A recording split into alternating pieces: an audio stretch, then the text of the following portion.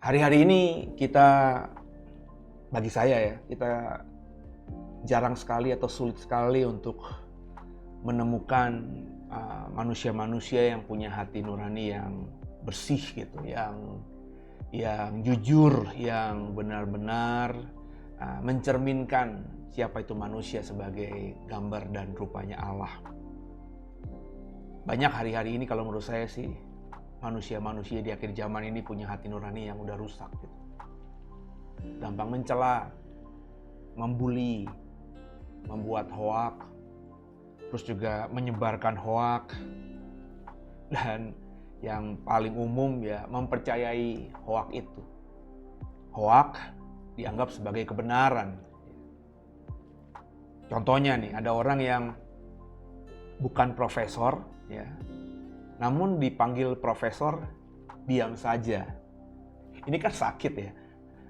Kemudian juga orang itu gampang sekali ya memanggil seseorang dengan profesor tanpa menyelidikinya terlebih dahulu siapa dianya gitu ya.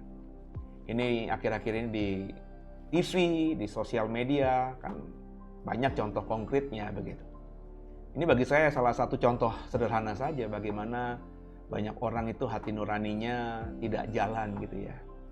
Nggak sesuai dengan apa yang dimilikinya sebagai latar belakang dirinya.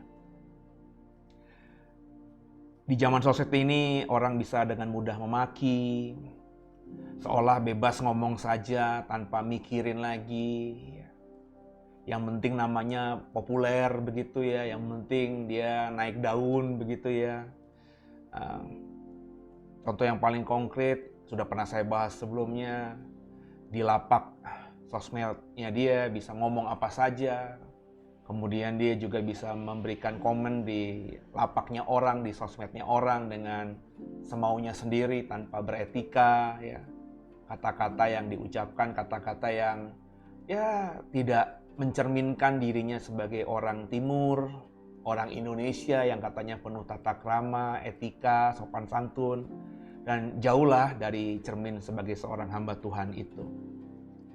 Banyak orang kita lihat bisa berdebat gitu ya, berdebat dengan keras tanpa disertai dengan fakta ya. Kalau berdebat itu langsung nyerang pribadi. Contoh yang masih sekarang padahal ini akibat dari pilpres yang lalu ya. Cebong lo, kampret lo gitu ya saudara ya. Dasar PKI ya, dasar anak setan gitu ya, dan lain sebagainya ya.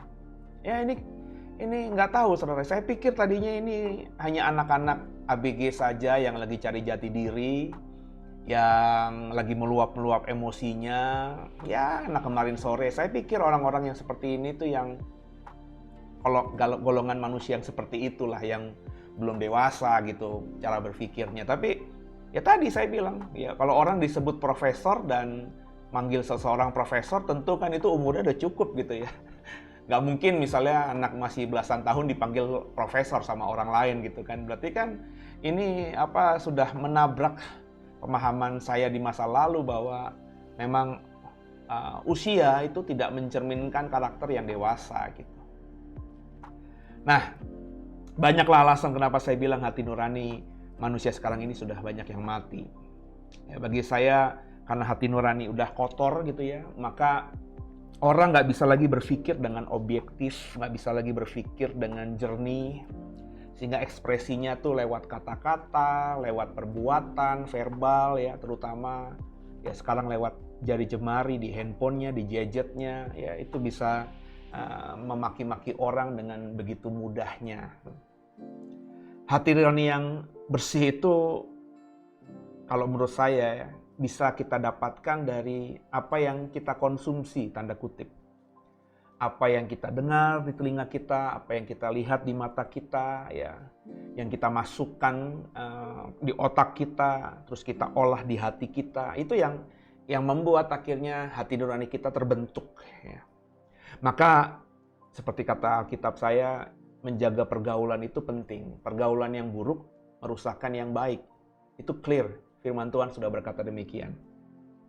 Jadi kalau kita nggak menjaga pergaulan, nggak jaga tentang apa yang kita masukkan ke dalam diri kita ini, maka otomatislah siapapun saudara ya, hati nuraninya akan mulai kotor ya.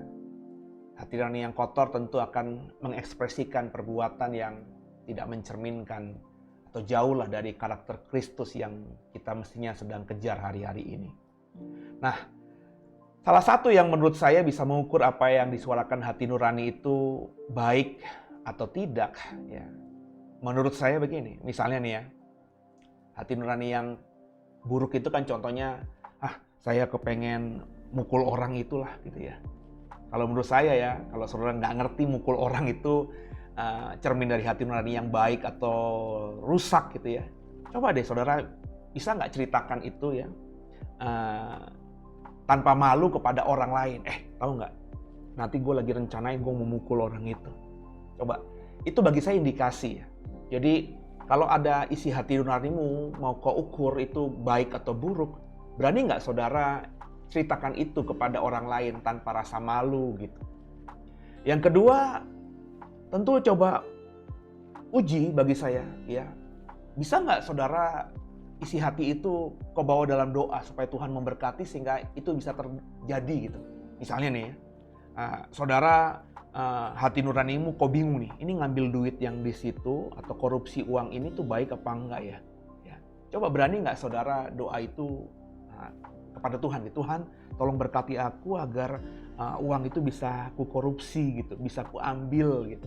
Terus ketika dapat, berani nggak saudara juga ngomong sama Tuhan, Tuhan terima kasih ya, dengan kebijaksanaan daripadamu akhirnya aku bisa mengkorupsi uang kantorku tanpa ketahuan. Itu ukuran bagi saya ya. Hati nurani kita kotor atau bersih kalau bagi saya bisa diukur dengan dua tindakan tadi. Bisa nggak kita tanpa malu ceritakan itu kepada orang lain? Kalau kau malu menceritakan itu, maka saya berani yakin hati nuranimu kotor dan kau harus bertobat. Kalau kau juga nggak bisa mensyukuri ya perbuatan hati nuranimu itu ya kepada Tuhan, nggak mau juga minta Dia berkati perbuatan yang keluar dari hati nurani itu, maka itu indikasi hati nuranimu kotor. Ya, sebab seingat saya kalau saya dulu mau niat buat dosa atau mau niat jahat gitu ya sebelum saya bertobat untuk hal-hal yang sederhana saja gitu ya, itu saya nggak berani gitu. Nggak pernah dulu ketika saya belum bertobat ngambil uang di atas kulkas ya, yang jelas-jelas pasti uang ibu saya gitu ya. Terus ketika saya dapat terus saya masuk kamar, Tuhan terima kasih atas berkat ini. Uang saya tahu kok itu pasti uang ibu saya. Kalau saya ambil berarti kan itu curi, nggak mungkin saya syukuri itu ya. Nah sekarang saya berani berkata ya, ketika dulu saya nggak berani mensyukuri dapat uang di atas kulkas itu, berarti memang itu perbuatan yang keluar dari hati nurani yang jahat. Atau dulu ya ngelakuin hal-hal yang jorok, yang kotor gitu ya. Terus habis itu bisa mensyukuri gitu ya. Habis berzina mensyukuri. Coba ukurannya kan gitu aja. Ya. Bisa nggak kita seperti itu? Nah kalau kita nggak lakukan itu, maka itu keluar dari hati nurani yang kotor. Jadi bagi saya ujilah ya hati nurani kita itu dengan sungguh. Sebab di akhir zaman ini yang membedakan antara anak Tuhan dengan bukan anak Tuhan itu dilahirkan dari hati nurani yang bersih atau tidak. Bukan ukurannya agama kalau bagi saya. Ukurannya hati nurani. Sebab saya percaya kalau Roh Kudus tinggal dalam kita, maka dialah yang akan menyuarakan isi hati nurani dan akhirnya kita tahu itu hati nurani yang bersih. Sedangkan kalau bukan Roh Kudus yang tinggal dalam kita, maka roh satunya lagi, roh jahat, roh setan itu yang menguasai hati kita. Sehingga isi hati nurani kita pun akhirnya kotor gitu. Yuk, di zaman yang mendekati hari-hari akhir ini, ya, di zaman yang susah ini, di situasi ekonomi yang pelik ini, di zaman yang sangat mudah kita dengar hoak di mana-mana, ya, coba yuk jaga hati nurani. Itu yang akan membuatmu nanti tampak benar-benar seperti emas atau berlian. Ya, meskipun berlian atau emas itu ada di kandang babi atau di lumpur yang kotor. Sebab berlian dan emas ditaruh dimanapun pasti berharga. Saya berharap sungguh kita bisa menjaga hati nurani kita. Karena dari hati nurani yang bersih itu akan diketahui siapa dirimu yang sebenarnya. Emas atau jerami, sesuatu yang berharga, maafkan saya, atau sampah. Yuk, Tuhan berkati.